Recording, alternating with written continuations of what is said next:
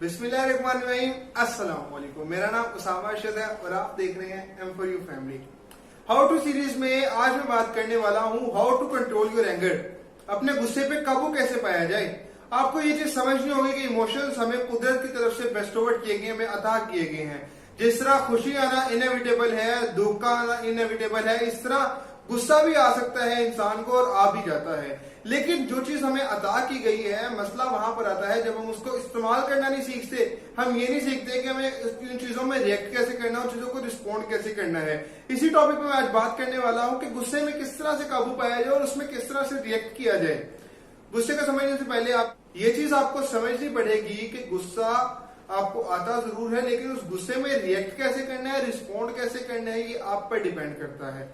For example, अगर आप में से किसी को लगता होगा कि बहुत ज्यादा गुस्सा आता है, तो उस एग्जाम्पल को वो अपने ऊपर अप्लाई करके देख सकते हैं।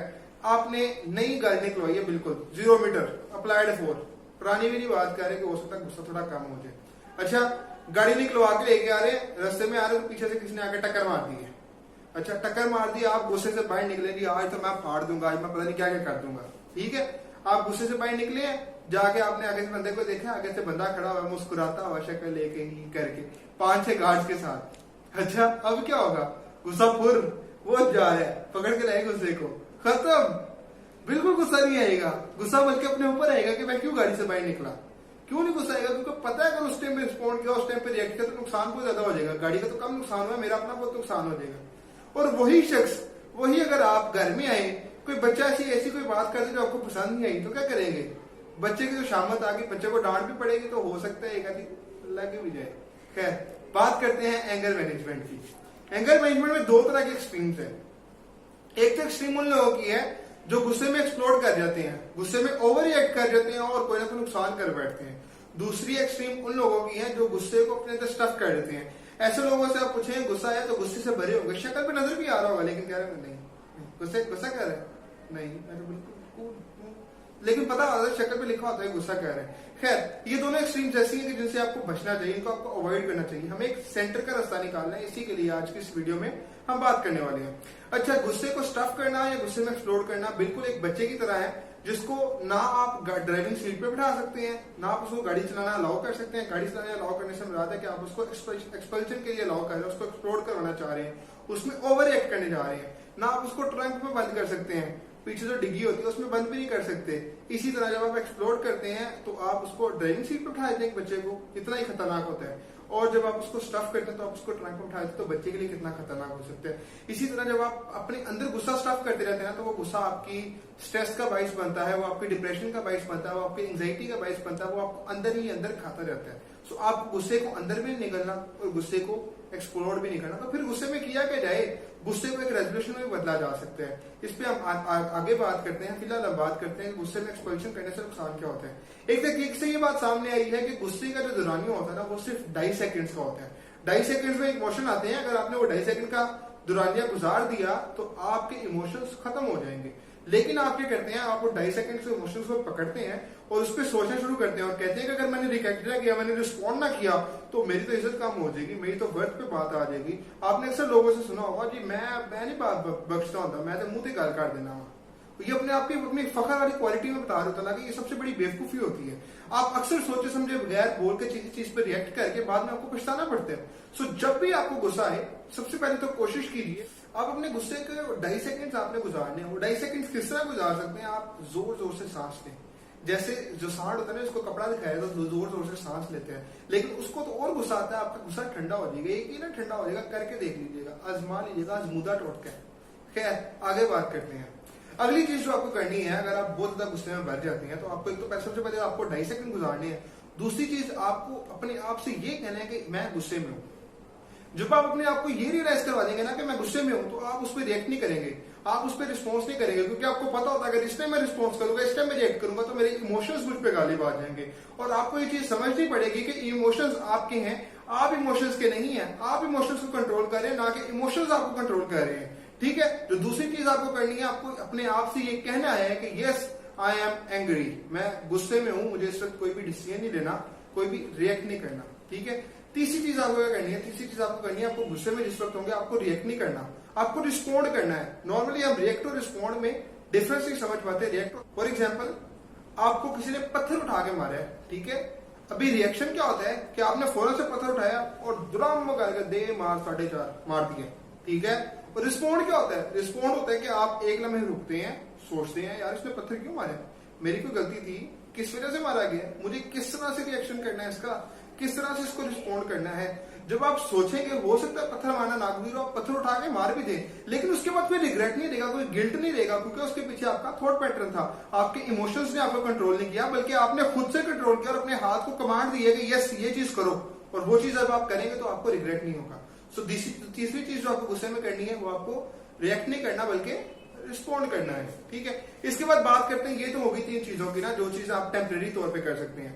परमानेंट तौर पे आप इसका सोल्यूशन क्या निकाल सकते हैं? आप अपने खाने के पैटर्न्स पे तवज्जो दें। नॉर्मली ये रिसर्च में ये बात सामने आई कि जिस वक्त इंसान भूखा होता है उस वक्त ज्यादा गुस्से में आता है बजाय उसके जिस वक्त इंसान अपना खाना खुराक वगैरह से भरा हुआ होता है। सो आपको ये चीज देखनी है कि आप डिसीजन लेते हुए, और आप बच्चों को मैं एडवाइस करूंगा कि जिस वक्त आपके बाबा घर पे है ना, तो पहले ये देख ली बाबा ने रोटी खाई है कि नहीं खाई, उसके बाद जाकर थोड़ी फरमाइश करते हैं, थोड़ी देर कंप्रोमाइज करनी है, कोई फर्क नहीं पड़ता, लेकिन इससे गुस्से में, आपके बाबा के गुस्से में कमी आ जाएगी। सो आपको चौथी चीज जो देखनी है वो क्या देखनी है? अपने खाने के पैटर्न पर तवज्जो देनी है।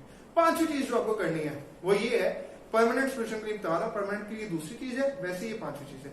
5वीं चीज जो आपको करनी है वो आपको एक्सरसाइज करनी है। एक्सरसाइज आपको फ्रेश रखती है, आपके मूड को नॉर्मलाइज करती है और आपको एक अच्छा खुशगवार फीलिंग देती है। और जब आप खुशगवार फीलिंग में होगे तो आपको गुस्सा आने के कम चांसेस होंगे। और छठी चीज जो आपको करनी है, आपको बहुत ज्यादा इमोशंस की डेप्थ में नहीं चल जाना।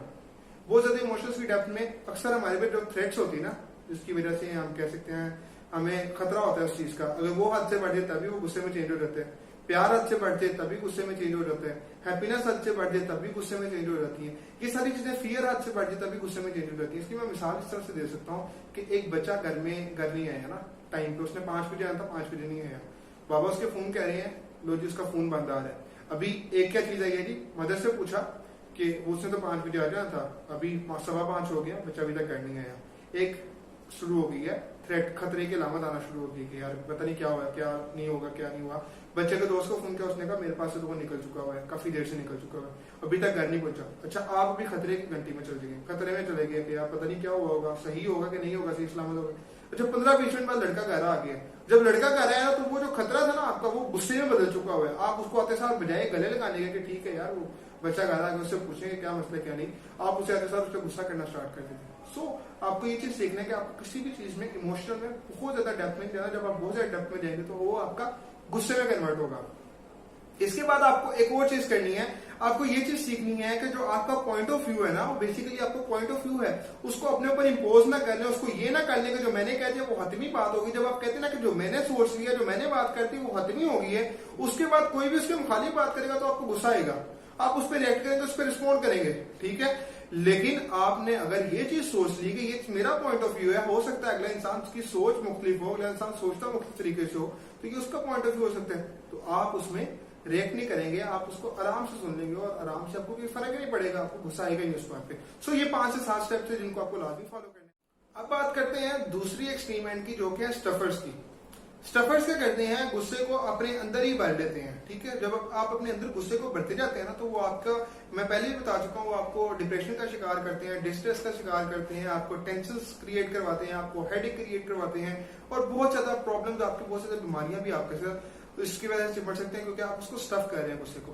नॉर्मली इसकी प्ले ली जाती है इस चीज से कि इस्लाम कहता है गुस्से को दबा लेना चाहिए। इस्लाम गुस्से को दबाने का इस तरह से नहीं कहता कि वो आप उस पर कोई नसीहत का पहले न करें, बल्कि आपको आप सल्लल्लाहु अलैहि वसल्लम से ये चीज सीखनी होगी कि वो गुस्से में एक नसीहत के पहलू पे बात करते थे, नसीहत करते थे, ताकि उससे कोई खैर का वादा निकल आए। और आपको भी इसी तरह ही करना है, जिस तरह हजरत उसामा बिन ज़ैद, जो आप सल्लल्लाहु अलैहि वसल्लम के बहुत ही लाडले तरीन सहाबी थे, एक दफा उनको आप सल्लल्लाहु अलैहि वसल्लम के पास भेजा गया, क्योंकि एक ऊंचे खानदान की औरत ने चोरी कर ली थी, तो अभी उसके हाथ काटने थे, तो वो चाहते थे कि उसको चोरी से हाथ काटने से बचा लिया जाए।